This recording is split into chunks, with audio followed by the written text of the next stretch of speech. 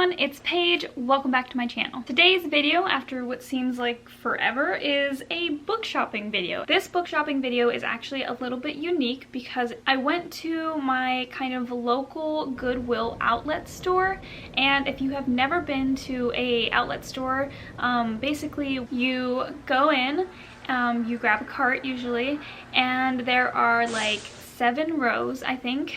And each row is like a row of bins that, you know, have wheels on them. They're like really large bins. And every bin has been filled with like miscellaneous things that have been donated to Goodwill. And then in like 30-minute intervals approximately, the employees take a row and they swap it out for new stuff. So they only give you a set amount of time to look through the rows to see if you want anything from the piles and the bins.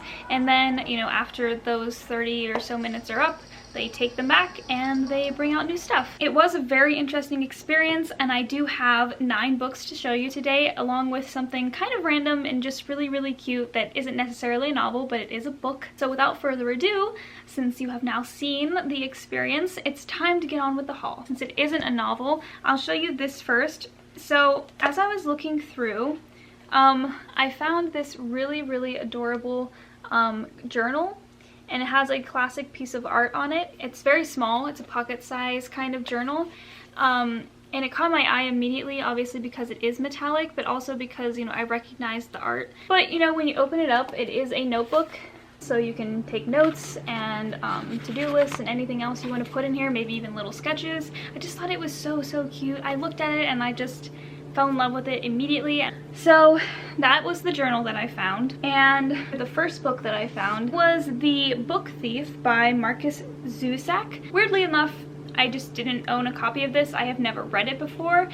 I guess I am embarrassed about, because so many of you have said that this is your favorite book. So many of my friends have said that they love this book. But this is, if you were unaware, a young adult historical fiction novel. It follows a young girl named Liesel who is living with a foster family who is harboring a Jewish man in their basement. So this is literally in the thick of, you know, Nazi Germany.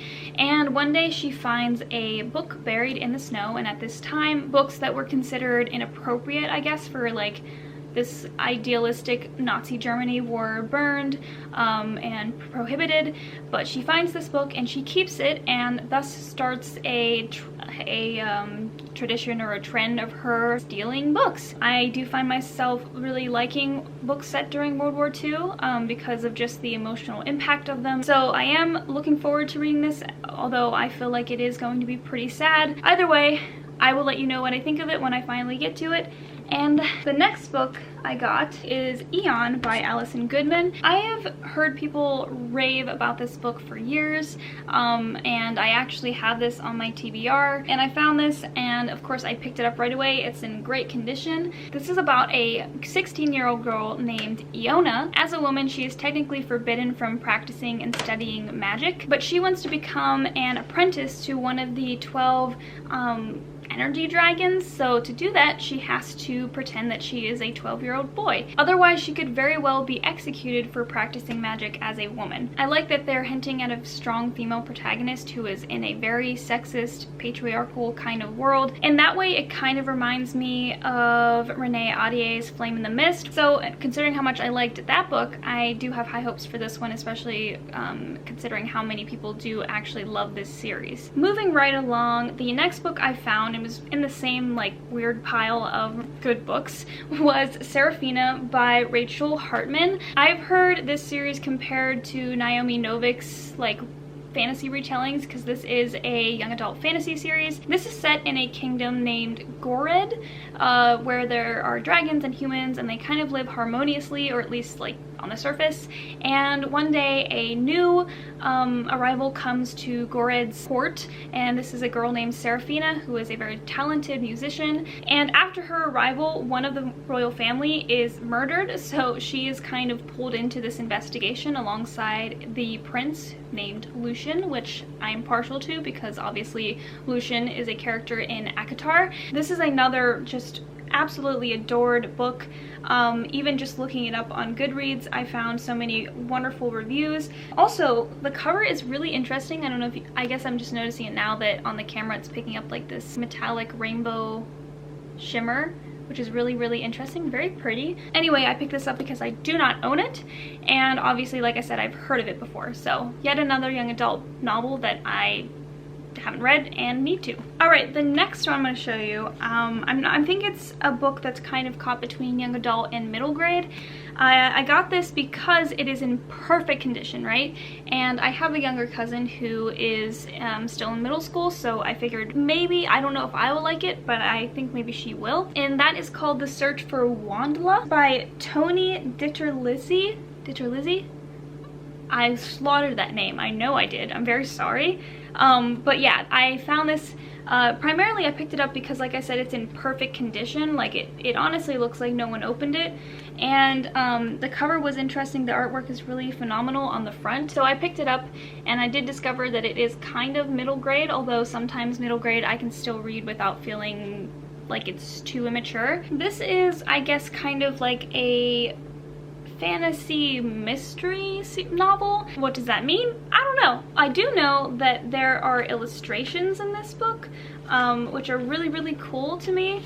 If I don't end up reading this, I do think my younger cousin will love it quite a bit because of those illustrations that kind of complement the writing and everything. This was also reviewed by Suzanne Collins, obviously, who is a big deal. If you have read this book and you think maybe one way or the other, you think maybe I would still like it being not middle grade, or you think that it would be more appropriate for my cousin, I would like to hear. Okay, so that was my last young adult book. The books that I'm about to show you now are more adult. So the first adult novel I got was Then She Was Gone by Lisa Jewell. This is an adult mystery thriller novel. I've obviously heard people talk about this. I have seen the cover often enough. I've seen it actually in Target, which is where the sticker, hails from, even though I did find this in, one of the bins. Apparently that person got it from Target. So this is about a mother and daughter, I guess. So the daughter is Ellie Mack, and one day she mysteriously goes missing, and her mother, Laurel Mack, 10 years after her disappearance, she's kind of pulling her life together, and one day she meets a man in a cafe, I think, and they, I think, start dating. So, as they're dating, this man introduces Laurel to his family, and he has these daughters, and one of those daughters, the youngest, named Poppy, kind of shocks Laurel because she's a spitting image of her long-lost daughter. So this kind of leads Laurel to dive back into the investigation into her daughter's disappearance. I have heard people talk about this book, they have either said that it's mediocre, or they have said that they've been pleasantly surprised by how unique it is for a psychological thriller. Either way, I like to add to my collection of psychological thrillers because they are a favorite of mine. So I am eager to try this out.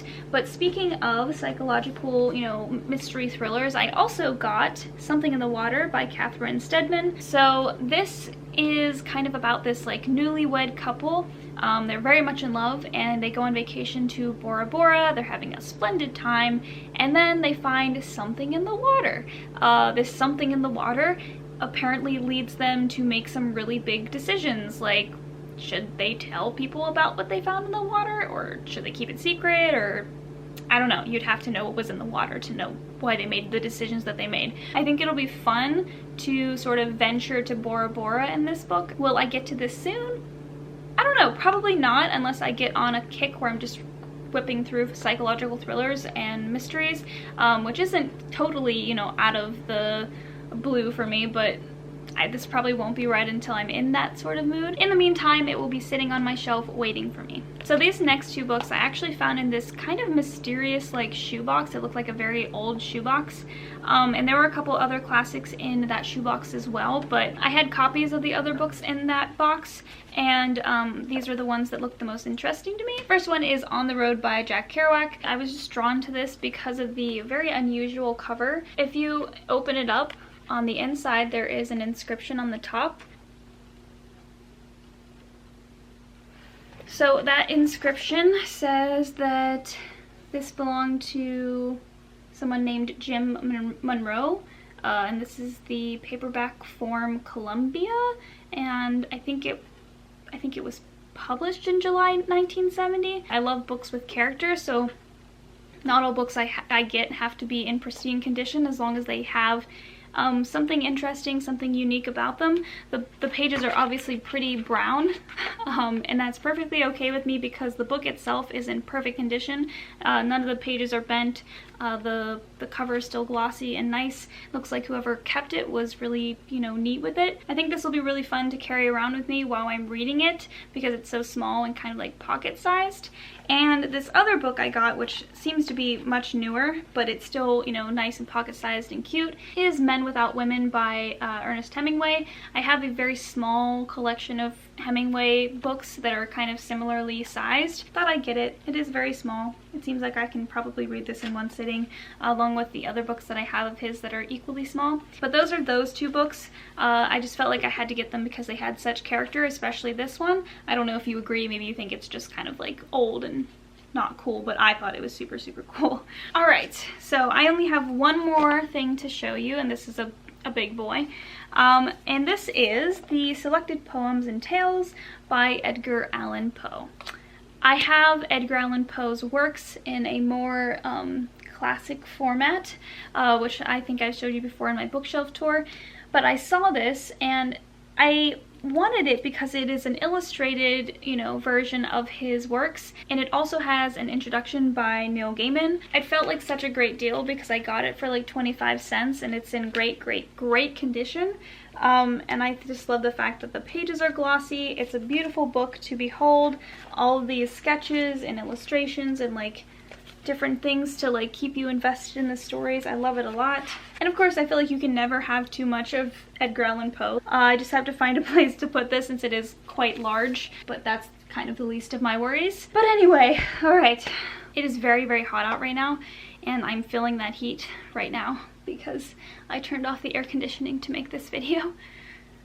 So with that being said, I'm not gonna, you know, drag on this ending too much. I hope that you enjoyed the books that I showed you. I hope that you enjoyed that unique book shopping video. If you have an outlet near you, I highly encourage you to go and check it out. If you like this video, please like, comment, and subscribe. If you haven't already, please follow me on Instagram, Goodreads, and Twitter. Twitter I am just not as active on as I should be, but I'm trying to get better at that. Other than that, please stay safe. Bye!